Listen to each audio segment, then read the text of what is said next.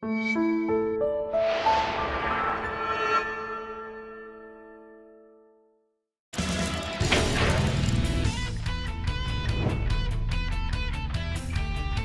now for the vast and ominous comic vault, and Eric and I are going to review way too many Tom King Batman comics. This is a really weird idea, I guess, in a way, that we're going to tackle the first 3 arcs of this book. Now, keep in mind, it's actually only 9 months worth of material, but yeah, 10 months worth of material, and there's that, there's that Monster Men stuff in the middle that we're not even going to deal with. When you say months, you're counting double shipping. Yeah, I'm talking about the double shipping. Yeah. So, covering the first 20-something issues sounds crazy, except keep in mind, it came out twice a month. And so these read a little bit faster. I used to complain that if it was coming out monthly, I used to complain that this book felt like it was one issue split into 2. There are places where I have that to a little bit, but I do not agree with myself reading it all together, and I was hoping that would happen. Those first 6 issues are really dense, and we are spoiled that we didn't have to wait 6 months to get all 6 of those. Absolutely. Yeah, well, it's just, these 3 form kind of a trilogy. Well, first of all, it's a name trilogy. Yeah, exactly. But they're really one story. One kind of leads into the next, You can't even tell Monster Men happens between I Am Gotham and I Am Suicide. No, which is really nice. But it's one of those things where I imagine the whole run is going to read like that, because we're already setting up so much stuff in this for things to come. Some stuff that's already happened that you haven't even read yet. I mean, it's crazy. I didn't realize War of Jokes and Riddles was seeded the way it is. It gets a couple of name drops, and not only does it get name drops, but there's a point toward the end of what we're covering today in I Am Suicide where the Riddler has a line about the big reveal we get at the end of War of Jokes and Riddles for something, for the big thing Batman does that Riddler says he... like Batman deserves this. I just read last week the issue where we find out why Batman deserves this. Tom King has got this really figured out, which is really interesting because very Morrison-esque in that because way. He said he was only contracted for the first year and was not for sure getting a second year. It's really interesting that he set things up like that, because it reads like he was gonna get like a Walt Simonson run. Like he knew he had 5 or 6 or 10 years that he was gonna be on this. Well, and it's not even as well plotted out as you think it is, because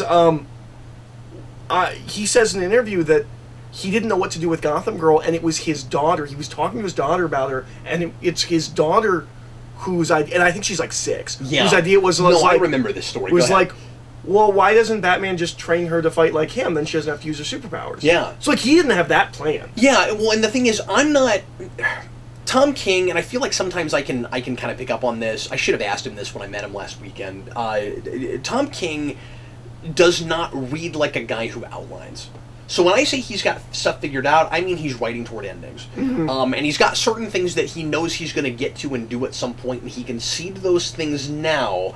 But it doesn't mean that he doesn't have like a master flowchart. Yeah, he's fully meticulously plotted it where he's going to force his characters to go to places where they wouldn't naturally go just because he's already got that all worked out. Some of those endings could go to different places, but when he's already decided something like War of Jokes and Riddles, keep in mind he's foreshadowing a thing that happened in the past. So he can say, I know this story happened and it's going to inform my characters to some degree, but I haven't fully outlined that. It's also possible that he wrote part of or all of War of Jokes and Riddles like in the middle of writing some of this stuff just to inform things, since it takes place in the past. We know it was supposed to be a miniseries. Yeah. That's and that the framing device of Batman talking Catwoman is because it was in the issues. It was not originally supposed to be there. Okay. It does make some kind of sense, maybe if you're going to write a flashback story that you've already developed that story. Yeah. Because it informs your characters and takes place in that. Harder to write that fully like character driven in the sense of I'm letting my characters take me where they'll take me when you're beholden to things that happen later. I've had to do that before. I had to do that with Spawn here. That's really tough. So I imagine like it's not cheating if King already knows what's going on with that. Yeah, that's in the past. Yeah, But anyway, so when I say he's got things figured out, I just mean he's got plans. They could change, but he's definitely that kind of writer. He's got plans. So they're schemers. But anyway, so today we are covering the I Am trilogy of Tom King's Batman stories. We're doing the beginning, which is I Am Gotham, and then I Am Suicide, and I Am Bane. Bane! I have reviewed the beginning of this once before, but I haven't talked about the rest of it, at least altogether. So let's go ahead and jump into that, and I'll give you the floor. What do you have what I have with these, where every time I read this, I have a completely different experience with it? No. Okay, interesting. And I Am Gotham I have reread. So I read it when it was coming out in issues, and I reread it when I bought this trade, which was right after it came out. I've read that 3 times now. It's like I'm reading it for the first time every time I read it. So I was interested to see what I Am Suicide and I Am Bane read like. I Am Bane is much better. I Am Suicide is much better, although I have questions. Yeah, sure. I think it's the weakest of the 3. I do too. Here's my grandiose statement. So you have complained in the past, and I have complained in the past, and I think a lot of us have complained in the past, that all we ever do is deconstruct Batman. Yep. This is not a deconstruction of Batman, which is what it seems like at the outset. At the outset it does. This is a character study. Yep. This is a character study on Batman. Different things. Yeah. Yep. Reading this all together... And I imagine you will see reviews where people will call it a deconstruction. I don't really agree with that. No, because it's all from Batman's perspective. Yeah. This is... No, I would argue that the mission statement of this book is go back to brass tacks and humanize Batman. Yep. And who is Batman? Yep. This could be called Who is Batman? Yeah, well, and you could take the whole trilogy and call it I Am Batman. Yeah. Because at the end of the day, and I like that he says that. I mean, that's before the epilogue, that the second or like 2 or 3 pages from the end of I Am Bane, big giant letters, I'm Batman. I think it's really cool that he made the contraction. That it's I'm Batman, like he says in 4 movies before we get to Dark Knight. The last page of I Am Bane. Yeah. Not the epilogue, but the last page of I Am Bane. Where he's talking to his mom. He's talking to his mom. Yep. I loved when I read it initially. I'd forgotten that was how it ended until I got to it. Yeah. The final page of I Am Bane is, to me, kind of like the definitive, it lets me know that Tom King and I view Batman the same way. Yeah. When he says, it's not about the psychology, it's not about you, it's not about my vow, it's because I help people. Yeah. That's who Batman is. She needed help, I carried it at the end. And he says, that's all I'm about. It's not about the war, it's not about... That's all I am. And that's what Batman's supposed to be, and that's how I see Batman. And it's almost like he is duping you into thinking it's a deconstruction so that he can reel you into that. Right? Where it's like, this is what... Because that first issue, when I first read it, read like a guy who read all of Snyder and was kind of doing the Snyder thing, but doing it really well. And he gets away from that as it moves along, but there's a transition of eras of Batman, if you can call... If we're able to look back on this and look at it as a new era of Batman. Yeah, well, and what's interesting was... In so many ways, it is my Batman, which really surprises me, because that's not what I thought I was reading when I first read it. Well, and when I read the first issue, my initial reaction was like, oh, this is as if Snyder didn't happen. This is the book that picks up after Morrison. After Morrison put Batman back together, made Batman what he's supposed to be, and Snyder did what he did, this is picking up that Batman that Morrison kind of took apart and put back together. Well, the reason I thought it was still more Snyder Batman initially was because that first issue felt too grandiose to me, and I don't have that now. Reading it all together. Mm-hmm. But it was like, oh, of course we immediately have to put him in in a death trap situation where he thinks he's going to die and he pulls out. We did that over and over again with Snyder. And so that's why I felt that way. We also have a speech about Gotham City that's better than any speech Snyder wrote, and also not from Batman. Yeah. Which I love that, because you think it's Batman the whole time, yep. And then you turn the page. That's a device he employs a lot, where he gives you an internal monologue that you either don't know who it is at all, or you think might be a particular character, and then turns out to be somebody else, and to different degrees. Like when he does it with Catwoman, you know it's her about 8 pages in. Well, and a lot of times it's if you pay attention, the text boxes are colored differently. Right. Batman, Catwoman's the text boxes are colored similar but different. Yeah. If you pick up on the differences, you can tell who it is once you've figured out which one goes to who. Yeah. He's just got a really amazing attention to detail and really subtle stuff that's hard to pick up on a first read. And I really don't think these read great month to month. I agree. It's just much harder to pick up on all of that, and he's doing so much new, and even I mean it's twice a month, but even every couple of weeks, like it's just the stuff that he's setting up, to be paid off later, and the callbacks to things where the repetition gets really important. I just find that really difficult to keep up with every couple of weeks. Well, when I was reading I Am Suicide, I started letting them stack up 5 or 6, and then sitting down and reading that together, and I'm enjoying that a great deal more. When I was reading I Am Suicide month to month, so we had the Catwoman issue. Nothing was happening. It felt like nothing was happening, and we got the Catwoman issue and the Batman issue back to back, and I was like, these are wonderful character studies, but nothing's happening. And I'm continuing to read this book because I Am Gotham was great, and I assume this is all going somewhere. Mm-hmm.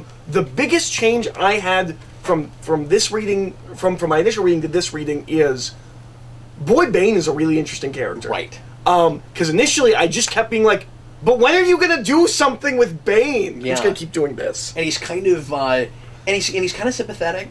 Like you feel for him a little bit. Yeah. And he makes way more sense. Just like as a character, he has a philosophy. So I want to talk about that. He is somewhat of a reinvention. I think it's interesting that and there are places where I can't decide how much of a departure it is from Nightfall Bane. And I mean, I've been reading that stuff, for Batman Year, and I've been through Vengeance of Bane several times. He changes the backstory, he tweaks things about the backstory, and I think he just has a different interpretation about who Bane is. I like that we bring it, that we kind of bring it back to the classic, backstory, but like he tries to make it more tragic because I'm pretty sure in Vengeance of Bane, it didn't read like Bane was in a hole where he was almost drowning for like 17 years. Like he's in solitary that long, I think that long, or at least a really long time. I thought the drowning thing was there. I don't know if it's 17 years, but I thought the drowning thing was in Vengeance of Bane. Maybe we're wrong. I don't remember it. Okay. Or maybe. Well, and you've read it more recently and more times than me. Yeah, and I've analyzed it. Like that's not how it read to me. Maybe I'm reading it. I don't know. But he obviously looked at that material, and it's really interesting that when I'm jumping all over the place, but when Batman it gets thrown in that himself, and he gets out of it, and he's swimming in the water around it. He intentionally makes sure there's a shark there. And in Vengeance of Bane, you get to see Bane fight a shark, which is one of my favorite bits in that. But I don't know. I almost wish that I had gotten a little bit more detail about the backstory, just to have a sense of, is it for sure Vengeance of Bane, or has he changed things about it? Because, first of all, he seems older when his mom dies. Okay. He looks like he's 12. In the book, he's like 6 when his mom dies. Like he looks too old when his mom dies. And it doesn't look like his mom dies the same way. It looks like maybe she's murdered or something. I have a hard time telling how exactly she dies in this. Mm. But she just kind of gives up the ghost in Vengeance of Bane. It's and then I don't have a sense of what exactly it is that changes Bane from the lighthearted kid he is to initially to getting as hardened as he does. I don't know if it's still that he murders a guy while he's in the prison. He doesn't give you all that. Well, and there's no mention of him coming to talk to himself. No, it's all going to work out. Yeah, you don't have that, and you don't have the vision of the big bat creature that makes him go get Batman in the first place. But I was very surprised to see his supporting cast. I was really surprised that Bird was there. We haven't used him in a million years. That was crazy. So anyway, I'm interested in that because he talks about his motivations as being different than they read in Nightfall. The whole thing, at least to me, so far, and again, I'm only 20% into Nightfall for Batman Year, but when he says we're monsters that go look for other monsters to put us down, that's not what it is in Nightfall. No, but I read that as a more recent revelation for Bane. Yeah, maybe that. Not that was his driving force the entire time, because obviously a lot of things have happened in between. No, that's true. The Venom thing, he kicked that at some point. Yeah. And was doing just fine about that. Like all through Secret Six, that's no issue. But continuity's all, and I'm not complaining that the continuity is different. I'm complaining that it's informed by things, but is maybe departing from some of those things. And I just wish I had a better sense of signposts of what exactly counts now is all. Right. For instance, Venom clearly never happened. No?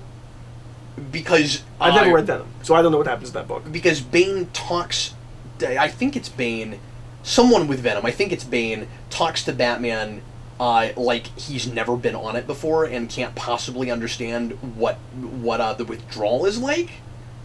Well, but that's the first time we ever saw Venom, was Batman dealing with the withdrawal of it. Would he know? Would Bane know that? The sense I got was that the book is not counting that. No, you're right. I mean, Bane might not know that, but anyway, I'm not looking at it right now. But there was something about that where I was like, yeah, I'm pretty sure this book is discounting that. And again, that's not a problem because we have rebooted some things, but I just don't know what counts and what doesn't. Yeah. I'm sounding more complaining than I'm meaning to. It was interesting trying to piece it together.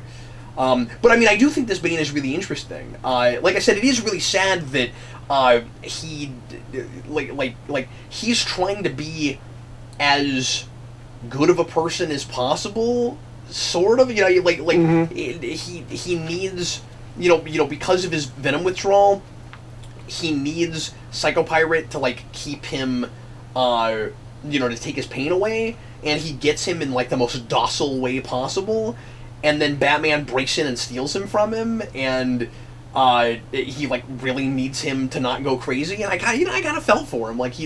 He's trying his best not to murder people in the interim. I also think Tom Kane. I was looking for a specific page, the page where he runs down I'm not like a scarecrow. I'm not this. I'm not that. I love that. Yeah. I am Bane. I think. I was looking for the page to double check, but I think he says everything except for the Joker. I'm not an old friend. Yeah. I mean, he gets Hush in there, and he doesn't say anything that sounds like the Joker. Okay, that's what I thought. Which makes. I don't think. I read it as Tom King making a case that outside the Joker, maybe Bane is his greatest adversary. Which I love. Because I'm starting to feel that way myself. Is I'm falling in love with that character through Nightfall. The Psychopirate stuff is my biggest complaint with all Which this. is also really interesting because of the argument you can make sometimes that the Joker is so crazy he's not actually crazy. That whole thing. And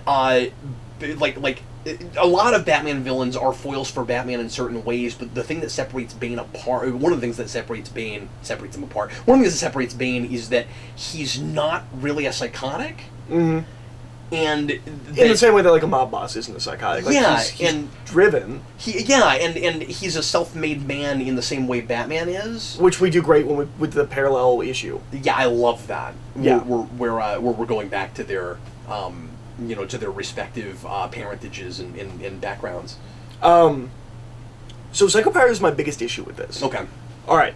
For a couple of reasons. Yeah, sure. First of all, we get one or two scenes where he talks. There's a point where he's like, I can command gods. Yeah. Outside of that scene, he may as well be a machine. Yeah. He has no character. He may as well not be a person. Yeah. No, he's used as a plot device, but I don't know anything about Psychopirate. I don't either. And so I'm not sure if there's some reason that he kind of has to be used that way. But my bigger issue is a complete wishy-washy inconsistency of how his powers work. Yeah. Timeline. So once he says to Gotham and Gotham Girl, you're crazy, or you're angry, or you're scared, or whatever, and it lasts until they get him to undo it. Bane tells him to make him feel better. The second they take Pirate, the Psychopirate, Bane starts screaming for Venom. Why does he why? Oh, I didn't think of that. Why is it stay forever with Gotham Girl until they can get him back to fix her, but Bane wants him to make him feel good, and the second he's removed from his presence, all of a sudden he just can't handle his addiction anymore. Maybe because it's just that violent? Like... Maybe he just constantly needs it. Maybe I don't. Because know. I mean, the pains are different. It's also possible there's because Now I'm thinking about Cybok from Star Trek V. I want my pain. I need my pain. There's some addiction commentary that I think is really interesting, and one I have a question about. But there's some addiction, not commentary, but like there's some addressing of addiction stuff that I think is interesting. Sure. Yeah. And it's possible that it's I want to say psychological, but he affects the mind. Like I want to believe that there's possibly a reading where. Like, there's a second layer, right? Like, there's a second layer where he needs Psycho-Pirate to tell him okay to tell him that he's okay to be okay. Yeah. So the second he's gone, that second layer comes to the forefront. He's like, well, he's not here, so like he may as well not have said anything. I don't know. Yeah, and that's kind of Bane at his lowest point, really, because he's supposed to be the guy that doesn't need anybody. Yeah. Well, and it's also weird that he needed the pirate in the first place because he kicked Venom at some point and he seemed to be doing fine, at least well enough to organize all of that. That's about, but there may be a story we missed. Yeah, I don't know. I mean, I'm glad we had this is superficial. I'm glad we have Bane back on Venom, just so it looks like Bane again, you know. And the mask, I love the mask so much. We finally get there because when we see him in I Am Suicide, I'm like, this is all really interesting, but he's not really Bane, right? Like. And then he becomes Bane. Yeah, it's great. That's his name. That's my name. If you say it too much, it becomes a name. One of the things I think is interesting, and part of this is because I think it's a character study for Batman. Right. One of the things I think is interesting is Catwoman does not appear in the first arc, but she feels integral to the story. Yeah. And I think it's because it's about what she represents to Bruce Wayne. And so it's not important until it is important. Well, and I feel like Tom King plays, if I may use the word, kind of catty with the audience about what exactly what exactly their relationship is and can be. I really appreciate that.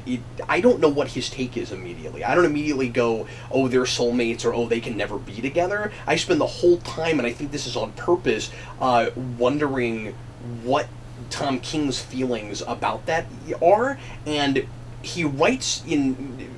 Again, it's so character driven that it's written in such a way where it feels like maybe he doesn't know until he gets them where they're going to go.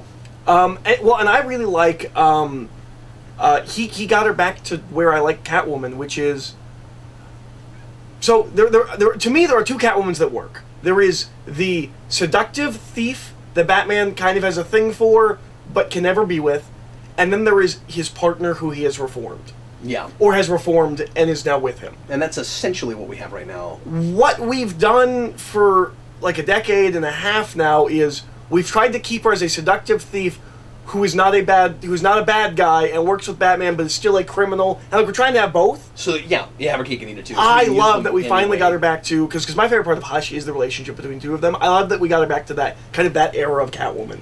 And I think that's part of why we have the why we're left to question at the beginning whether or not she actually murdered those people. And he employs repetition to such a great degree that, like, I'll never forget the number 237 because it just does not stop coming up.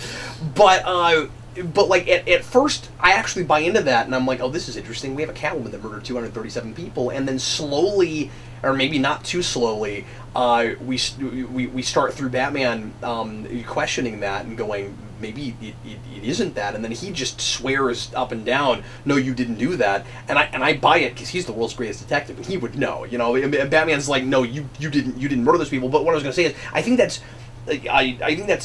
that's King, like, duping us where we're starting at the she's a straight up bad guy place, we think, and then saying no, that's not actually who she is. And this is the best I've ever seen in comparing those two characters and giving me a definitive understanding of what Batman really sees in her, because they're more comparable here than like just in looking at, you know, what was taken from them when they were younger, and like the pain they have, and that whole we live we live but we're not actually alive, and that's what the whole I Am Suicide idea is, that we're like we're both dead. That whole thing, I'm really impressed that he made me buy into all that, but also they the things that make them the same but different, because obviously Tom King pays a lot of attention to parenting and role models, and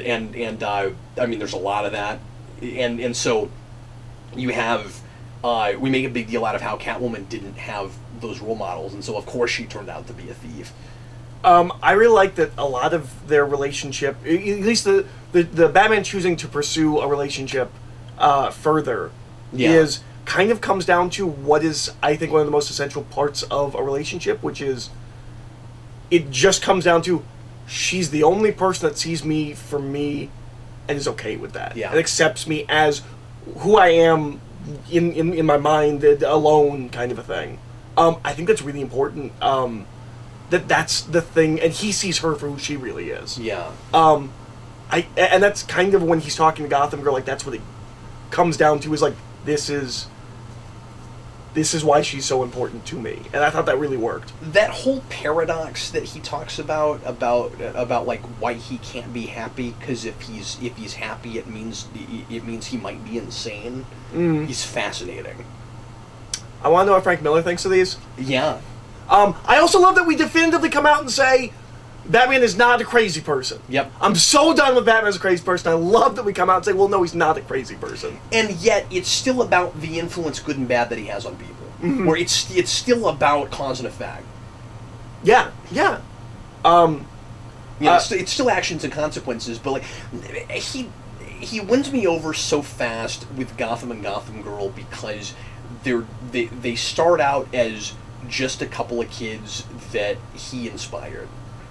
And you actually see, because we always talk about that. We always talk about Batman as the symbol. I also really love that this Batman does not overthink all that. Mm-hmm. It's not Nolan's Batman. He's not like he's not trying to be a symbol. Yeah, I'm not trying to be a symbol. And I love Nolan's Batman, but it's not like, the Dark Knight Rises like anyone could be Batman thing. Like, this Batman would say that only insofar as it's that. See, this is my Batman. It's that, and I still cannot. I gotta go back and find the issue because I can't remember where it is, but I quote it all the time. The whole thing, the whole idea of Batman needing to be needed because everyone doesn't go out and do what he does. And if only we all had the gumption and put ourselves on the line and cared that much about each other, we'd all go out and be Batman.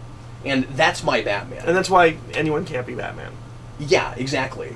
But the Nolan Batman is more about this more kind of ethereal, like, if I do these things, it will inspire like the city en masse, this kind of grander idea, right? And I just really like that. It's that like we explore the ways in which he affects people, but he's not thinking about all that. He's just doing what he thinks is the right thing, but he's also doing the things he thinks he has to do in order to keep his sanity. So it's not a psychologically uncomplex Batman. No, not at all. He's a fascinating character. It's the most interesting Bruce Wayne's been in a while. And it really tracks, even though it's thinking about these things, differently and putting them on more squarely on the page. It really tracks with the '90s stuff that I grew up with, and that's clearly also Tom King's Batman, and that's why he's going back to Bane, right? Like, yeah, you can tell he has such an affinity for that Nightfall into No Man's Land kind of period. Well, and it does the thing. I love Morrison's run; it's my favorite run on Batman of all time. But it does the thing that kind of Morrison undid, or went the other. It goes the other way. Morrison is very much the Bat God kind of thing. Batman as a larger than life, being. This is, as you said at the beginning, this is making Batman human again. This is a Batman I can buy, can get like shellacked by like a villain or something, and like I buy that. I miss Batman being able to get shellacked. That's the best. I miss Batman being able to get. I miss being able to believe that Batman can get hurt. Yeah. Or that he can make a mistake. And this is a Batman that can make a mistake. And this is still a Batman that's brilliant, and there are things that we don't understand about why he's able to do what he can do, because he's got to be mysterious, and he's got to have these mad skills. Yeah. But yes, he makes mistakes, and this is a Batman that breaks rules, that will commit crimes when he has to. And that feels like my Batman, like that 70s kind of Batman. Yeah. Into the 80s. And this is also a globe-trotting Batman. It is a globe-trotting Batman, which I really in Gotham appreciate. a lot, but we go all over the place. And past this, we really go all over the place. We should talk about Gotham and Gotham Girl. Yeah, we need to get into that. So there was one thought that I had with Gotham when we get to the end and we have to kill him. Yeah. Which is... Did you think that we did all that too quickly? Because when I first read it, I kind of thought so, but I also love how jarring it is. Because when we first meet them, sorry, I gotta say this. When we first meet them, I really expected it to be the typical, like, we're pretending to be heroes, but we're actually either bad or we're just trying to take over Batman's turf. Where it's like, yeah, no, you're not needed anymore, Batman, because we're superpowered, and that's where I thought it was gonna go. And it's not that at all. And they're it doesn't go either of those places. They're completely altruistic to the point where, I think the way their powers work is brilliant. I agree. Freaking brilliant. I agree. Like this literal self-sacrifice thing where every time we use our powers, we're losing some of our life. It's almost a kind of video game thing. I wouldn't fly as much as they do. If, no, they fly way too much. I walk around a little bit. We maybe play a little fast and loose with that. Like, as much as they use their powers, even within just those 6 issues, they should age a little. You know, we should see some graying hair or something. Yeah, no, I agree. But I'm sorry, what were you going to say? My issue with the Gotham thing, or with the conclusion of the Gotham thing, is the thing I could not get out of my head while reading it. Yeah. Was how many times has this happened to every other superhero, and we've never had to put him down. We've had evil Superman. We've had evil he's a character we made up so we can kill him. In Endgame, we have evil Superman. We have Jokerized Superman. We didn't have to put him down. Yeah. Now, the way that he frames it makes it seem like if Gotham wanted to, he might be able to go to a complete other level, because they're like, we could be gods for 4 hours. The whole the whole thing with Gotham, and I don't know how you could have done this effectively, is and it sets up your next arc, and I like how human he is in being able to be affected by Psychopirate, I guess, the way he is. But, like, if we got him psychologically to that place without it being mind control, then it would be you wouldn't be as quick to be like, well, why couldn't we have saved him from that? Mm-hmm. But we did have to make it a mind control thing. Yeah, well, but it has to be a mind control thing for the rest of the story to work. I will tell you one of the things I adore, that is such an amazing choice with Gotham Girl. Yeah. Is that Gotham Girl is not inspired by Batman, she's inspired by her brother who's inspired by Batman. Yeah, that's true. He is not her role model. And I think that's great. Well, and they have that conversation where she's like, I didn't want to be a superhero, I just wanted to be my brother. But he wants to be a superhero, so that's what I'm doing. No, that's a really good point. Because it would be so easy to say, well, both of them were inspired by Batman. I love that it's not that. I love that he was inspired by Batman, she's inspired by him. Yeah. That's such a nice little nuance. Well, and it's not just a nuance, it's a big deal because, it's really easy, you see this all the time, we're really superficial about this kind of thing, where it's like, well, she's that broke up because it was her brother and you would be broke up too. We need specifics. Like there are particulars in relationships that make people feel as deeply about people as they do. You know what I mean? It's not enough for me to just say, well, I would be really upset if Eric died because Eric's my friend. Yeah, but what is it that, like, it's easy to say family, but, like, there are specific things much of the time that give people those tight bonds, right? And there are family members that you would be more or less broken up about. Which is sad to say, but it's true. Yeah, no, absolutely. Well, and obviously, brother-sister is very close. It's also, like, parentage, so, like, it's not exactly like extended family, but like, she relies on him in really heavy ways. Well, and I also love that they don't try to go fight crime. They just try to go to help. Yeah. And not until they have the opportunity to get powers. That's a really good They point. go and they work as it's not Doctors Without Borders, but it's something like that. Something like that. Yeah. I really like that. Like, that's great. They didn't immediately just go to become superheroes. Yeah, and I like how simple Batman's explanation about, like, his motivations and why he does what he does is, while we're still looking at the complexities of his psychology and of the place where he lives, because after looking at the way Snyder looks at Gotham, and after just all of the myriad ways I've seen that stuff handled before, I've got a lot of thoughts running through my head when I'm seeing Gotham, the city, seem to drag these good people down. And at the end of the day, the answer seems to be, this is a real unfortunate thing that happens, but that has happened, but it's it's not straight up coincidence, but you don't want to be superstitious. You don't want to look at it as, well, if you try to save people in Gotham, you're going to get turned into a crazy person, because that's just what Gotham does to you. It's really easy, and again, I think it's a place where Tom King is going to, where we've had that before, and then he's looking back and being sober about it and saying, but look at Gotham Girl, she got out unscathed. Well, or not unscathed, but like she's maybe gonna be okay. It's unfortunate what happened to Gotham, but it would be really easy to just say, no, see, we should just let Gotham go to rot, because if you try to do good things there, you go insane. Well, and it's also, it won't let you do that. It's also important that everything involved in that are foreign entities to Gotham. Psycho-Pirate, sure. Bane, I guess you can count, but like he's not from Gotham. He's not a Gotham villain. He just keeps showing up because he hates Batman or whatever. Yeah. Whatever his motivation is. And they get their powers it's not something in Gotham. It's not even from Hugo Strange. Yeah. They get them from a completely different place. They're all foreign entities in Gotham. None of that's Gotham's fault. Gotham, the city. Not the person. Yeah. I guess the point I'm mostly driving at is, isn't it amazing how down to earth this is, while it's still talking about like the grander ideas and all the like psychological and emotional stuff. Like, there is a lot of characters talking about like who they are and how they're feeling and stuff on the page, but it doesn't feel like the place where Snyder sometimes goes, where, as you said earlier, we're deconstructing these characters on the page, or we're like writing a paper about them, like on the page. Yeah, and we're not just talking in platitudes, or, and it's not the overwritten thing. I always bring up the thing from Zero Year where Gordon like looks at the guy with the bones coming out of him. He's like, I broke my, like, he tells a whole story about how like he broke his leg when he was a kid. Like, I can't imagine what this feels like, because I know what that felt like. It all feels like people actually having conversations for the most part, where it's like, they're not talking about to explain to us what they are.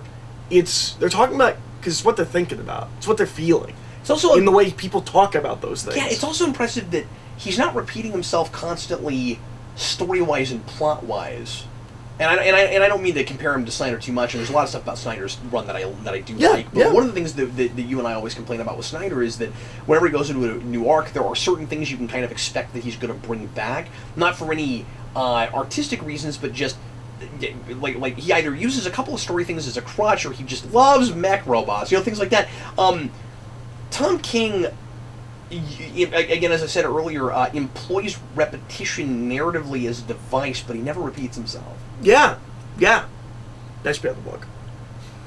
Yeah, I feel good about that. They should. Somebody, DC, you have. I really. Like, I almost said you have my permission. Put that on the back of one of these books. That's a good thing to put on there. I'm just kidding. Yeah, his. Oh, sorry. Let me backtrack for a second. So you mentioned Hugo Strange. I've said this many times, and Tom King clearly understands this character, because Amanda Waller is an idiot. Okay, she's so dumb. Look, your ends justifies the means to infinity and beyond mentality has never worked ever. Stop it. Well, I mean, you never read the John Ostrander Suicide Squad stuff. Okay, but in anything I've read, when she shows up in other people's books, when she shows up in other books, it never works. You go read her on her own turf. It works out pretty okay most of the time. She drives me. What did she think was going to happen? It's like Lex Luthor teaming up with the Joker. She's a moron. This is not going to work. Absolutely. You don't hire Hugo Strange. You don't have a psycho pirate that can, make anybody do what you want them to, or feel whatever you want. You don't use all that stuff. I thought it was weird that you had a story called I Am Suicide, and the Suicide Squad is not actually there. I really expected them to show up. It's kind of Batman Suicide Squad. Okay, that's true. Yeah, that's, I think, the idea there. Because apparently when they're like, Tom King, you can do whatever you want. He's like, I want to do a Suicide Squad book, and he was like, and they're like, well, what if you do Batman? He's like, okay, but I do want to do a Suicide Squad book. Oh, that's really interesting. Yeah, well, it makes sense. He's ex-CIA and all that. I thought his take on Wesker was really interesting. Yeah. And I like that it's not supernatural at all. I hate it when they like to suggest that. Yeah, I like that it's not supernatural, but that it's still... it's fun because it's that comic book thing of the only explanation is the rule we made up that we have to always stick to. It doesn't actually make sense necessarily, but maybe it does, but I just don't understand it. It's kind of fun where it's like, well, the psychopirate can't affect the ventriloquist because the rule is nobody tells him what to do except for Scarface. That's the rule. And so the universe plays by that. And that's really interesting, but it's super fun. What I also love it, well, and that's another thing, is Tom King never forgets he's writing comic book. Yeah, It's a very mature piece that is never too self-serious. Yeah, if that makes sense. What I love is that this is a really dark Batman because one of two things is happening with Wesker. Either A, he does not believe he can be rehabilitated, or B, he compromises his rehabilitation for this mission. That's interesting. Yeah. Either one is fascinating. But it's kind of a dark Batman.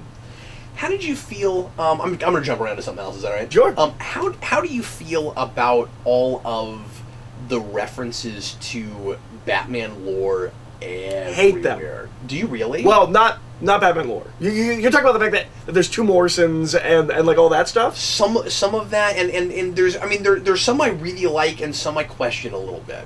I'm a little annoyed that Morrison shows up twice. Can we talk about that for a minute? Because it's funny. What Eric's referring to is so we go to and I think we might actually be talking about a couple of different things. But we, like we do with a lot of things, like with cross streets and stuff. We go to Batman writers. We go to and artists too. You get some artists in there that are usually that don't get referenced much. Yeah, and that's kind of fun. But Wayne Manor has a Morrison room.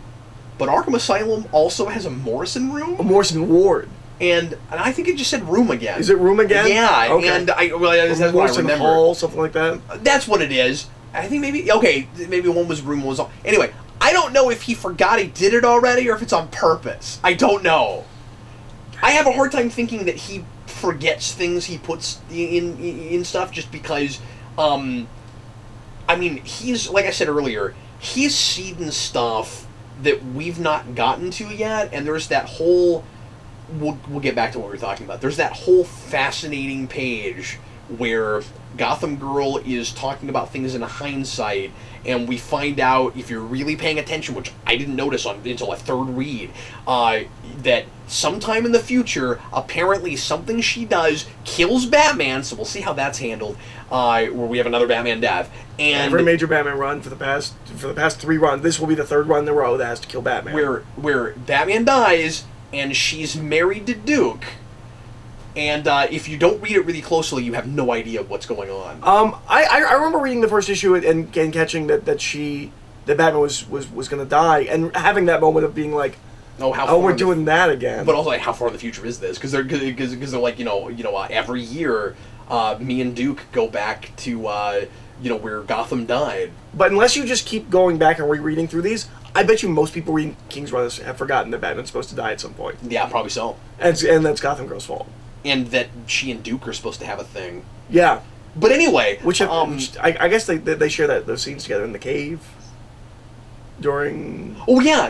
Like it's. I mean, it doesn't feel like a romantic chemistry or anything. Not that I recall. Maybe they have since this, and I don't remember now. But anyway, so I meant just with this stuff. But about those, not that I recall. But about those references.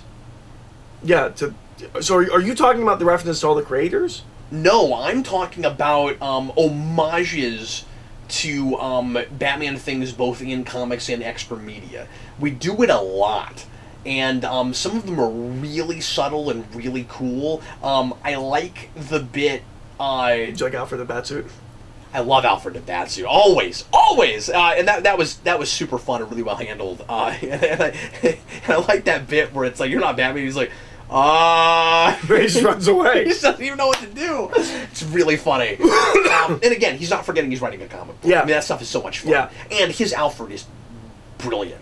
There's a bit in one of the first issues. I love how sarcastic he is. That made me laugh out loud when I first read it, and I still think it's one of the funniest things I've ever read in the comic. When the katana thing, where He says to Duke, "I don't trust anyone, even Alfred." And then Batman goes down the aisle. And he turns to Alfred turns to Duke and says, "He's been this way since he was 11. He asked for a katana, and I got him Wazazashi, whatever that's called. The shorter katana swords." He said, "Because I thought it would be more size appropriate. He's been this way ever since." I think that's hilarious. Yeah, and their relationship is really interesting because we play Alfred for comedy in this a lot, but then you see where it comes from because you have again in that conversation with Batman and Gotham Girl in the issue that I initially didn't read and then took a minute and read before we actually did this. We had to take a break so I could do that. He at first. Because she says, I kind of expected you, and I think she's hoping that Batman would just tell her what to do. And he says, well, Alfred never told me what to do. And she's like, really? He's like, no, he told me what to do all the time.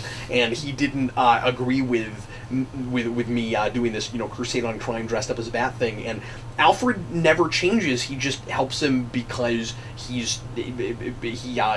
promised his parents that he would, be his father figure. And I guess, in a way, it's also my Alfred. You know what I mean? Like, no, it feels so classic with everything. No. I enjoyed all those kinds of references. I thought you were just talking about the names and stuff. But no. But I'll mention one or two that I liked and one that I didn't. Or the one that always irks me when we do this kind of thing, and it's maybe just. Did you like that we actually had the Shakespeare head? I didn't see the Shakespeare head. What was it? At some point when we go into the Batcave, we have Shakespeare. That's awesome. That's awesome. While you're talking. Yeah, but there's you can find it later. It's cool. Yeah, but sure. I believe you. But there's well, I mentioned it to you. There's the reference to Killing Joke. Yep. I like that a lot. Me too. I thought that was pretty cool. Where they start the scene and he says, "I've been thinking about me and you," and I'm like, "Oh, I just read Killing Joke. Yeah, that's Killing Joke. That's really cool."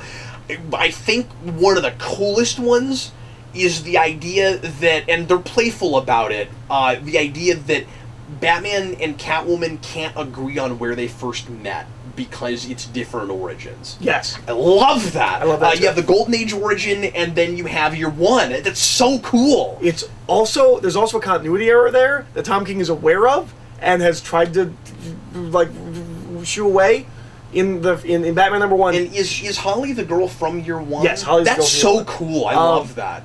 Catwoman does. I mean, if you were a fan of that character, we threw her under the bus real hard, but I love that. Catwoman does not steal a diamond in Batman #1. She steals a jade something. Oh. And he's like, well, I mean, she could have stolen other things too. Tom King's like, this is comics. He's like, look, I needed this to be what it is. Because it's really important. The one that I wasn't sure I cared for was Same Bat Time, Same Bat Channel. Because that kind of thing just doesn't make sense unless... When did they use that one? It's I don't remember exactly. That one doesn't jump out to me. I'll show it to you later, but I'll try to find it real quick. It was somewhere in I Am Bane, I'm pretty sure. But that kind of thing, I don't like referencing TV shows that can't have existed in your story. That kind of thing is irritating. Oh, what did you think of all the banter with the Robins and the Batburger? I love it. I love it. I thought Duke is an outsider, and that's all weird. We have no idea what we're doing with Duke. But no, I love one of my favorite lines this entire book is when Jason goes, Bane's so sad. He just makes me sad. I know because of all the crowbar stuff, I shouldn't like this, but man, I love some Jokerized fries. It's so. Oh, and he says after the thing with the crowbar. Yep. That's not okay. How does that place not get shut down? Why did they go? Did they just go there because they thought it would be funny to do that to Batman? Yes. Is that why they did that? So. I mean, that's really funny. And Batman using a knife on a hamburger. That's awesome. And they're also familiar with the restaurant. They go there because they're familiar with the. I also love a Red Hood figure. Yeah. Damien, everyone else, doesn't want a Red Hood figure. I found it. Here it is. It's Julian Day. You'll never stop. Neither shall the Batman. Bang. Tune in tomorrow. Same bat time. Same bat channel. I don't like that. Yeah. Okay. That's fair. It didn't jump out to me, but that's fair. Yeah. That's fun, but what does it mean in this? Well, he's just a crazy person. So, something else popularized it, and he changed it to Bat. Believe it or not, we're coming up on 45 minutes. Okay, What else do you want to talk can about? I talk about my 3 favorite issues of the run? I mean, was 20 issues just crazy? No, I think there's so there's so much more we can okay, talk so there about. are 2 more things I want to talk about. Go ahead, yeah. For some reason with me, it's always 2. Sure. There are 2 more things I want to talk about. Well, one with is, me, it's 3, and I always forget one of them. One is, you should just start saying 2 and hope you remember the third. Just say one more thing. That's a good idea. I'll never do that. So there's I'll always mess that up. I don't know what it says about me or this material, but for me, the 3 best issues in this are Rooftops and the epilogue. Rooftops is brilliant. Rooftops is brilliant, and I also love the epilogue. I've said many times that the one thing in Hush that really works for that's really cool. That's isn't that cool? Yeah. This mug. My son got me this mug today, and it's getting colder now. And in fact, this tea is not tasting good now that it's cold. But when it's cold, it's color changing and or it's picture changing. And Batman he lights up and you can see his face and stuff. And now he's dark again. And Eric's now getting to see what. Isn't that really cool? It's really cool. I've said this many times. The one thing for me that really works in Hush is the relationship with Batman, Catwoman. I love I always forget this until I read it. I love Batman, Catwoman together, and so I don't know. Those 3 issues for some reason really clicked for me. Where I'm just like, these are amazing. Like he really gets these 2 characters, and I'm taken out a little bit by the idea that you could beat up that many villains in one night. But again, it's a comic book. He gets that it's a comic book. Well, and I took it as almost meta commentary on 15 Batman comics being published at the same time, where he's like, this is what every night is like. Well, and then what's crazy is you think of all the things that a comic character is able to do in one lifetime because. You have a dog ears thing, or a reverse dog ears thing, and then that gets even funnier. But excuse me, something happened that you and I never thought we'd see in a million years. This is just a me and Eric thing. We got a Clock King and a Cavalier the same issue. Yeah, never thought you'd see that. Cavalier does only get 1 page. You know how else I know he loves Nightfall? He freaking used Film Freak. Nobody knows who Film Freak is. Amygdala is much the same. Yeah, oh no, absolutely, sure. But Film Freak is this D-list nothing character that they made up for an issue of Nightfall to have this just random villain that Batman goes up against, and because he's in such bad shape he's only able to take out these lesser villains. He puts Film Freak in there, and I'm like, wow, that is your geek cred is yeah. Well, that's the entire this. He loves Batman. Yeah. And he passes my Bane test. So for me, the definitive voice for Bane is. Although I wouldn't have put Kahneman King in there for the same reason that we're always complaining about that whole thing. But yeah. But so for me, the definitive take on Bane, at least voice wise, character wise, is the audio drama for Nightfall. Yeah. All of his dialogue I read in that Reads voice. like that, yeah. And that's the that's the voice I heard when I read. That's not always the case with Bane. He's got a brilliant Bane voice. And the only other one I want it to be is when somebody makes me think of Hardy, because that's so much fun. I don't remember, was it Tinian or who was it that did that? It was that tie-in. Gotham War, Arkham War. Yeah, it was because wasn't that during Forever Evil? Yeah. You told me about it. You're like, I don't know how he did it, but he writes him, and I have got to show you that. I love it so much. It's really funny. And that's when he puts Batman and Bane in a Batman suit. It's awesome. I mean, it's really cartoony, but I don't care. I think this is better than that. I think by making all of this a character study about Batman and really getting inside Batman's head, making you understand Batman as a character, it makes the relationship stuff sing in a way that most Batman relationships do not. Sure. It works so well. Well, and this is gonna be. Or at least, this is an assumption I'm making. Honestly, I don't actually know this. What I was going to say is, this is going to be a really tragic thing where they're not allowed to be together. I have heard people say that I don't know, that are reading this. I think I'm going to say prematurely. Reading that Batman and Catwoman are not soulmates, cannot be soulmates. That's not what these issues are saying. I'm not reading that in this. No. This is been the interpretation. They are meant to be together. I've heard that interpretation where it's like, no, Cap, you're reading this wrong. They are not supposed to be together. Wait until you get past all this stuff. No, he wants them to be and possibly with the Whedon thing, so that he can drag that down and make you like pull the harpoon out of your chest when he breaks them up somehow. Or I guess he'll kill Batman's gonna die. Yeah, Batman's gonna die. But I will be very surprised if he doesn't actually marry them. They will get married. No, we know they're getting married. Do we know that? We have the wedding. I think it's July. Yeah, that's gonna happen. Unless Batman dies at the wedding, but it also, the way they advertised it sounded like. And I could never have called. It was a dramaless wedding, kind of like Superman's wedding. Oh, that's really cool. I mean, there was a drama in Superman's wedding, but villains didn't show up and bust the whole thing up. Because of issue 37 with the double date, that doesn't surprise me at all. Because he's already done that. I mean, he did a whole issue where there was no villain, there was not that kind of conflict. So it does not surprise me that he wants to do that. And he made Lois and Catwoman like instantly best friends, and I freaking love it. It's the best. They've never met before. By the end of that night, like, they make so much sense together. No, they absolutely do. That makes perfect sense. It's really cool. Yeah, I'm excited to get to that stuff. So the second thing I want to bring up go ahead. is, and this is the thing I talked to you about after I'd read it. Yeah.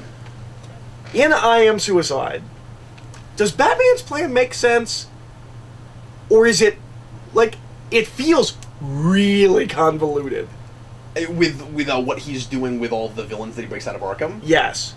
But when I thought about it, I was like, I haven't given it that I was much like, if I removed any of these pieces, the plan doesn't work at all.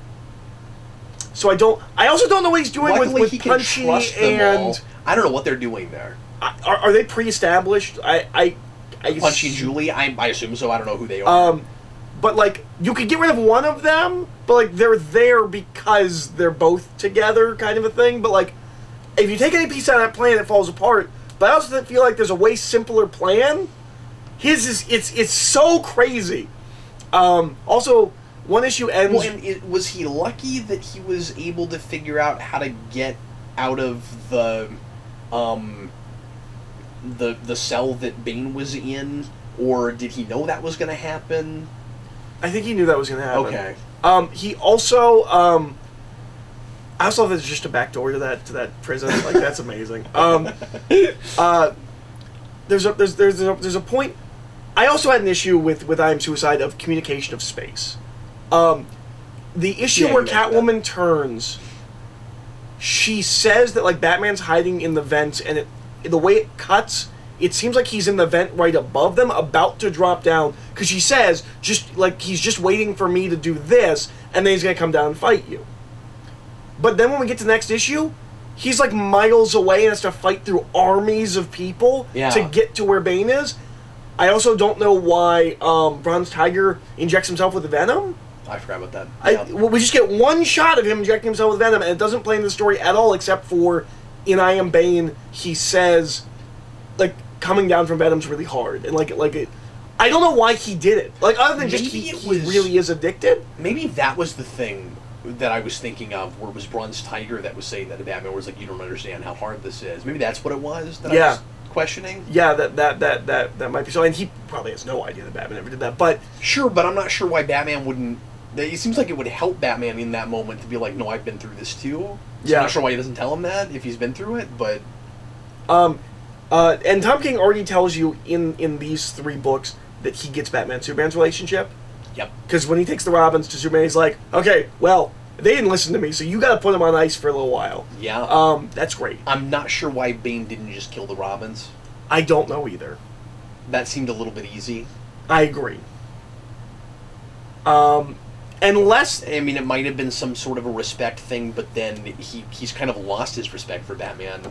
Unless... Is it possible they're not really bodies? Is it possible you just put them there as like, this is what I'm gonna do?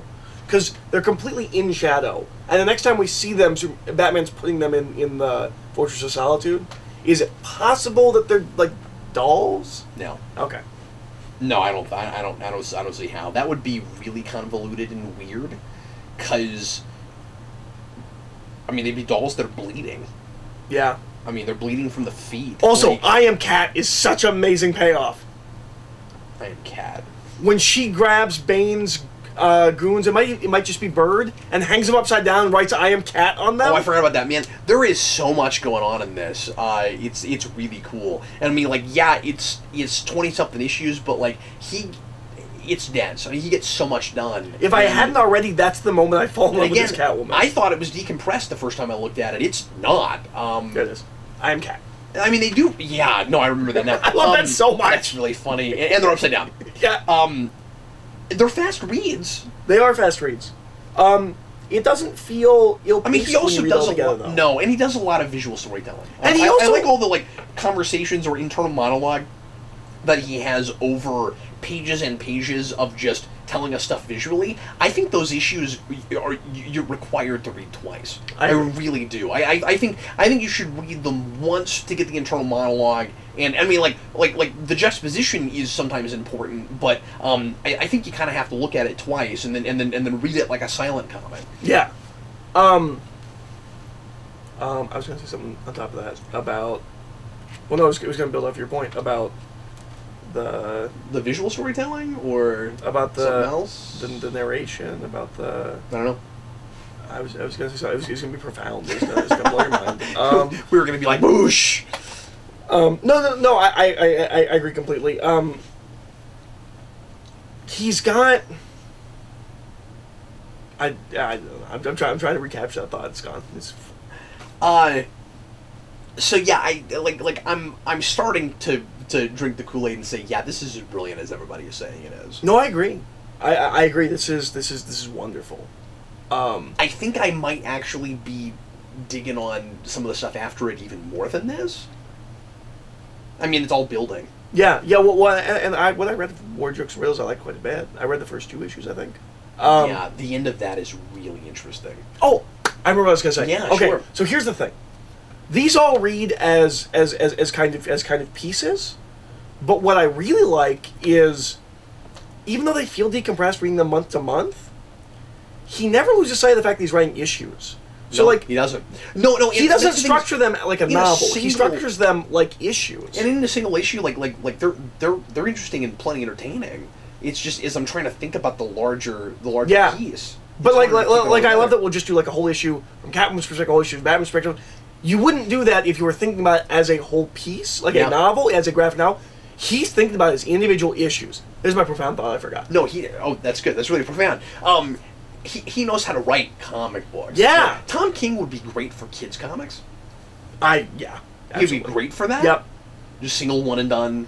Well, and given how much he plays with comic book format, and even like I think he does some of the onomatopoeia words. I think he does some stuff with that. No, he would have so much fun with kids comics. He should write Sonic. He would be good for that. Yeah. It'd be the deepest Sonic comic you've ever read. Anything else you want to make sure that you get out on this one?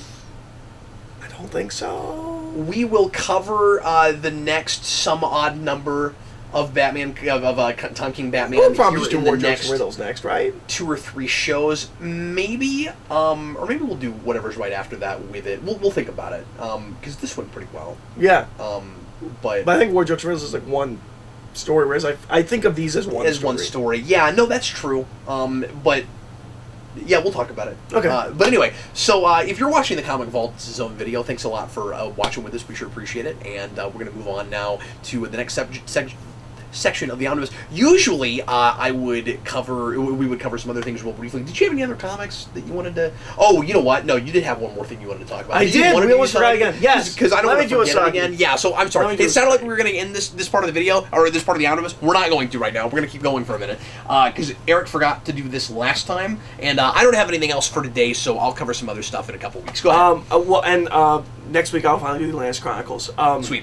I had to read all these, which is 3 trades, which they read fast, but there's 3 of them. And the Lance Chronicles are 40-page issues, and they're real dense, so I'll talk about that next time. But just a quick preview, more Ninja Turtles next time. Yes. So I read the first 2 volumes of Usagi Yojimbo. I had seen a number of reviews that suggested to skip this book entirely and start here. This is where Usagi Yojimbo really starts finding his footing. I think they're dead wrong. This book is better than this book, but I've read a lot of things where I'm like, look, you really don't need to start here. You can skip to this part. It does not know what it is at all. This is one of the most, immediately conceived things. We're like, I'm sure it gets better than even these two books. I'm sure it keeps growing in complexity and character. This book, it comes out knowing exactly what it is. There's... Tonally, genre-wise. Yeah. These stories are short. We get a whole arc in this one. But, like, so I'd say half of this book is Usagi Yojimbo's origin story. I'm convinced he knows it when he writes this stuff. It also introduces a bunch of characters that I know for a fact are recurring characters throughout the entire series, and you don't want to miss that. Why would you skip just one book? Yeah. Like, unless it's awful. Like, I've told people to skip the first Dark Tower book. That's because it's like 300, 400 pages maybe long. you can, but you're not going to be as impressed with the material. I mean, because it sounds like, that makes you want to read on more because you're like, oh, wait, you already figured yourself out that well? Yeah. I adored both of these. They are really complex and mature kind of, like, feudal Japan stories. I actually think the one thing I don't like about this is how he deals with violence, which is very cartoony. So, like, he will have, like, really violent pages, kind of, but then, like, contextually violent, but not drawn them violent. So, like, he will have someone come in and murder, like, 6 people, and that's 6 bodies laying on the ground with, like, goofy, like, X eyes, and, like, they don't look dead. Yeah. Does he do that so kids can read it? I don't know, because I want to say there's stuff that I thought was... Someone told me there's nudity in one of the... in some of his... He's not writing for kids. I don't think so. Now, it's possible at this point he is. It's possible he changes what he does. I'm hoping eventually death means death, or death looks like death. They're insanely well written. It blows my mind that these came out. He's just like a guy. Like, this is his first thing he ever wrote. Probably not the first thing he ever wrote, but, like, this is all he's ever done in his career, and, like, it starts better than, especially for that era, underground, like, indie comics. Like, yeah. It's so confident. It's so self-assured. The characters are really fun, and it feels really authentic. It feels like he did an insane amount of research about Japanese culture, which I believe he did. Yeah, he watched a lot of samurai what movies. little of that... I mean, I haven't read that early stuff, but with what little I've seen of that character, like it always seems like that's just always you're reading all the time. Yeah. No, I adore this, and I can't wait to read more of it. So good. Do you have more of it? Yeah, I have through 5. I need to get 6 and 7, and I've got that big book. Because the whole thing was the big book that Kelsey got me, my sister got me for Christmas, picks up after volume 7 of these, and so I had to buy 7 volumes to be able to read the book she got me, because it's a weird printing thing. But so yeah, I've got 5. I have to get 6 and 7. So these are wonderful. At some point, I'll talk more about these as I move more through them. Cool. Well, once again, thanks for watching, folks. We sure appreciate it. And this concludes this week's Comic Vault.